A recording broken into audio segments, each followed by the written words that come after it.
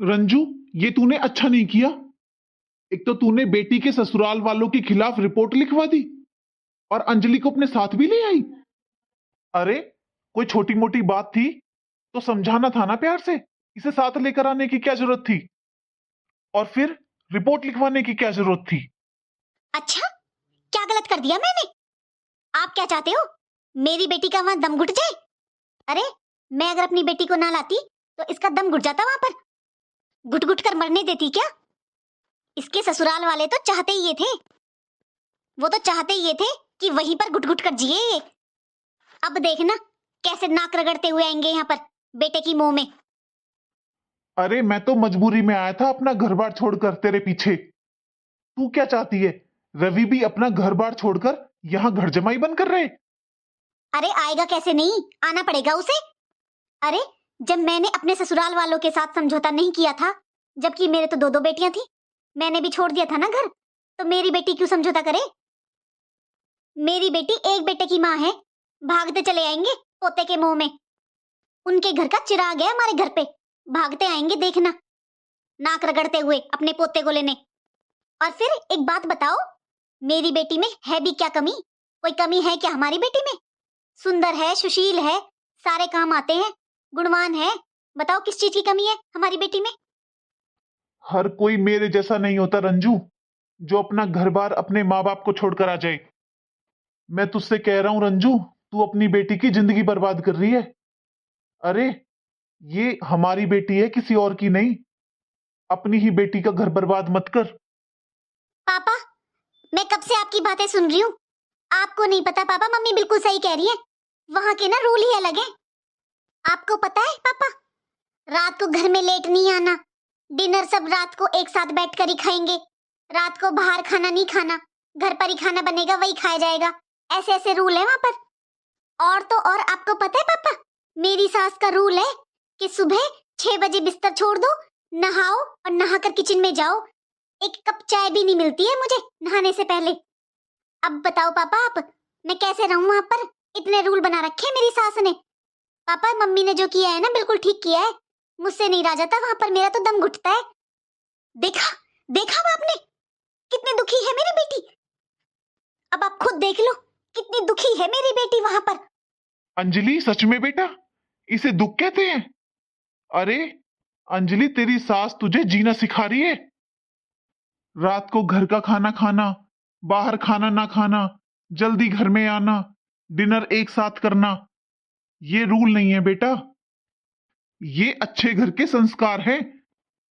तेरी सास तुझे वो संस्कार सिखा रही है जो तुझे तेरी माँ ने नहीं सिखाए। और बेटा, जो तूने ये रिपोर्ट लिखाई है ना दामाद जी के खिलाफ, ऐसा है तुम दोनों माँ बेटी मिलकर ही कोर्ट कचहरी के चक्कर लगाना। मेरा बस का नहीं है ये सब।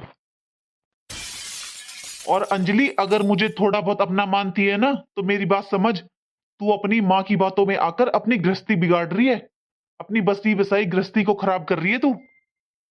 रहने दो, बस करो, बहुत हो गया। अरे आप कमजोर आदमी हो, कमजोर।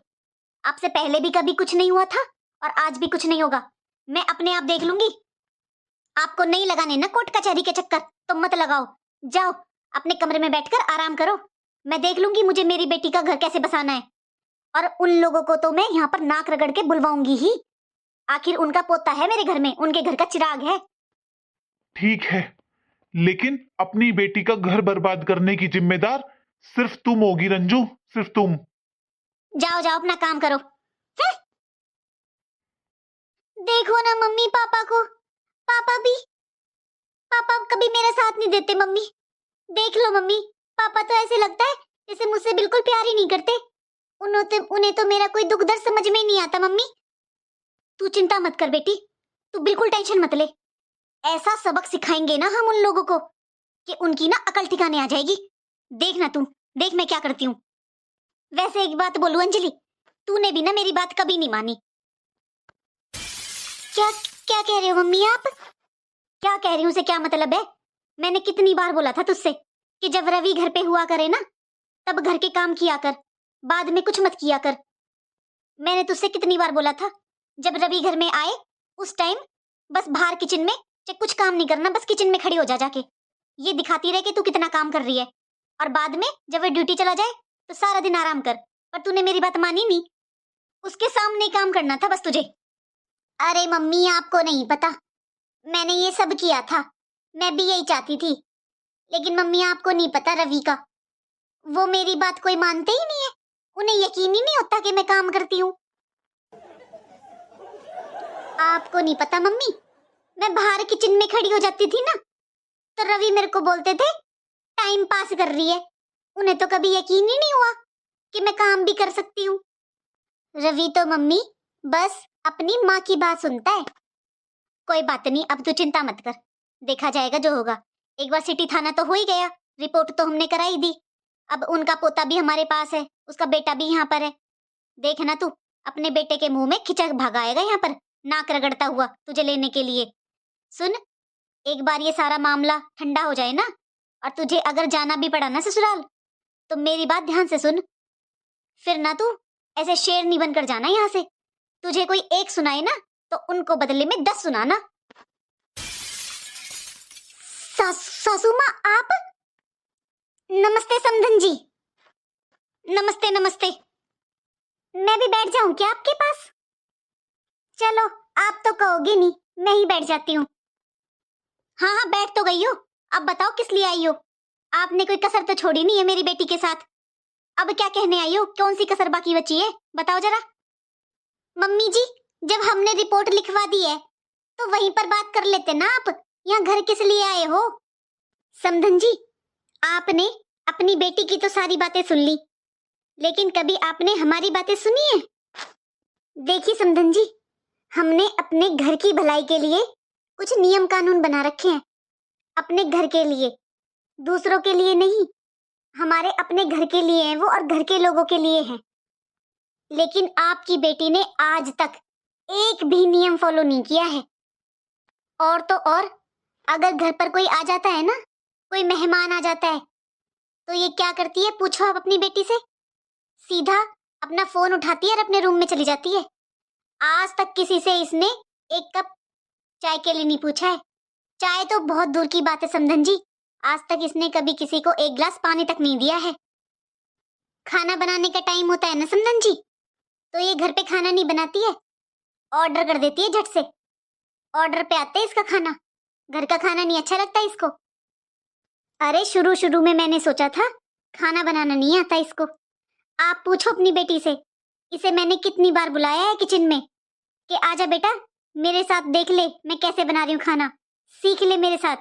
तुझे नहीं आता है तो मैं तुझे सिखा देती हूँ, मेरे साथ खड़ी तो हो किचन में। लेकिन ये तो किचन में ही नहीं आती है। किचन में क्या, इसे कोई मतलब ही नहीं है, बोलती है कि मुझे नहीं करने ही गवारों वाले काम। आप बताओ समधन जी, घर में खाना बनाना, घर का खाना खाना गंवारों वाले काम होते हैं क्या? आप अपने घर में हमेशा बाहर का ही खाना खाते हो क्या समधन जी? आपके घर पे खाना नहीं बनता?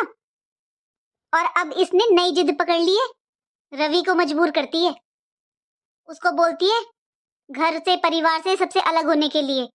ये चाहती है कि रवि अपना घर परिवार छोड़कर इसके साथ अलग रहे। बार बार मायके की धमकी देती है। आप पूछिए इससे, आज तक ये सुबह 10 बजे से पहले नहीं उठी है। अरे मैंने तो 6 बजे का नियम बनाया है, लेकिन 6 क्या, मैं तो इसे 8 बजे भी इसे उठाती हूँ तब भी नहीं उठती है। और ऊपर से मेरे से लड़ती है कि आ गई इसको परेशान करने। अरे 10 बजे तो हमारी अच्छी किस्मत होती है जो ये उठ जाती है, वरना तो जब दिन उतर जाता है ना बहन जी, तब उठती है ये। हर बात पे धमकी देती है ये, कोई ऐसी बात नहीं होती इसकी जो ये आराम से करती हो, हर बात पे धमकी होती है। समाज में तो इसने हमारा तमाशा बना रखा है। तमाशा? तमाशा तो अभी आप देखना आप लोग का कैसे बनाते हैं हम आते हुए ना आपके खिलाफ रिपोर्ट लिखवा कर आए हैं, तब देखते हैं तमाशा कैसे बनता है आपका। मेरी बेटी ने तो कोई तमाशा नहीं बनाया, अब बनाएंगे हम आपका तमाशा।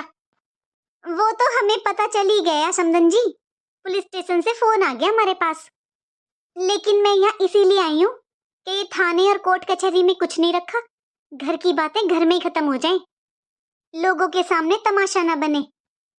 ये सुनो रवि, बात सुनो मेरी, तुम दोनों माँ बेटों को ना मैं दहेज के झूठे आरोप में जेल के अंदर करवा दूंगी। जेल की चक्की पीसना दोनों बैठकर। या तो अपनी माँ को इस घर से निकाल दो या मेरे साथ अलग रहो, वरना ना तुम दोनों माँ बेटों पर झूठा केस लगा दूंगी, बैठे रहना जेल के अंदर। ऐसी एक नहीं समधन जी, बहुत सारी रिकॉर्डिंग है मेरे पास। अब आपके हाथ में है, आपको जो करना है जैसे करना है वैसे कर लो। ये ले मम्मी, चल कर ससुराल जाने की तैयारी। ऐसे ही फालतू में इतना तमाशा बना रखा है तूने। अरे समधन जी, इतनी बड़ी तो कोई बात ही नहीं है, ये तो भी बच्ची है, इसे कहाँ भी किसी बात की समझ है। समधन जी, मैं तो ये सोच रही थी हम बड़े लोग मिल बैठकर इस बात को यहीं पर खत्म कर लेते हैं। देखो, जो हम लोग बातें करेंगे ना मिल बैठकर, इन बच्चों की बस की नहीं है। हम बड़े लोग बात करके ना इस बात को यहीं खत्म कर देते हैं। और ना आप टेंशन मत लो, आगे से ये कोई गलती करे ना तो आप मुझे बताना फोन करके। लेकिन मम्मी वो सुबह। अब वो क्या क्या सुबह? चल खड़ी हो, चल यहाँ से, चल अपनी ससुराल जाने की तैयारी कर। जी मम्मी। ठीक है समधन जी, आखिर आपकी भी समझ में आ ही गया, तो मैं भी चलती हूँ। हेलो दोस्तों, कैसी लगी आपको हमारी ये छोटी सी कहानी? आजकल ना बहुत सारे लोग ऐसा ही करते हैं। ये जो आजकल ये धारा चल रही है ना 498 की, 100 में से ना 80 लोग झूठा केस ही डालते हैं कि मारपीट कर दी, दहेज मांग लिया, जबकि ज्यादातर ऐसा नहीं होता है। ये 100 में से 80 केस झूठे ही होते हैं। लेकिन हाँ, कुछ केस ऐसे होते हैं जिनमें ये सब सच होता है। ज्यादातर लड़कियों का ना घर खराब हो जाता है क्योंकि उन्हें कोई सही से समझाने वाला नहीं होता। अरे ऐसे क्या आपको सारी बातें बेटी की ही माननी है? थोड़ा बहुत दिमाग तो माँ बाप के पास भी होता है ना, वो भी जानते हैं कि बेटी के ससुराल वाले कैसे हैं। मुझे कुछ हद तक लगता है कि बेटियों का घर बसाने में ना माँ बाप का भी बहुत बड़ा हाथ होता है। ऐसी बात नहीं है, बहुत सारे ऐसे घर हैं जहां पर बहू के साथ बहुत गलत व्यवहार किया जाता है और वो सच्ची में अपनी लड़ाई लड़ती हैं, वो केस करती हैं, तो उनका ना साथ मेरे ख्याल से सब देते हैं, क्योंकि ना आसपास वालों को भी पता होता है कि उनके ससुराल वाले कैसे हैं। लेकिन कुछ केस में क्या होता है कि जहाँ लड़कियों की अपनी मर्जी नहीं चलती है, थोड़ा सा उनके हिसाब से नहीं होता है, तो वो आ जाती हैं अपनी ससुराल को छोड़कर, और फिर बस यही वाला केस मारपीट का लगा देती हैं, या फिर दहेज के लिए। तो दोस्तों, अगर आपको हमारी ये छोटी सी कहानी अच्छी लगी है तो कमेंट में राधे राधे लिखकर जरूर बताएं। वीडियो को पूरा देखने के लिए धन्यवाद। राधे राधे।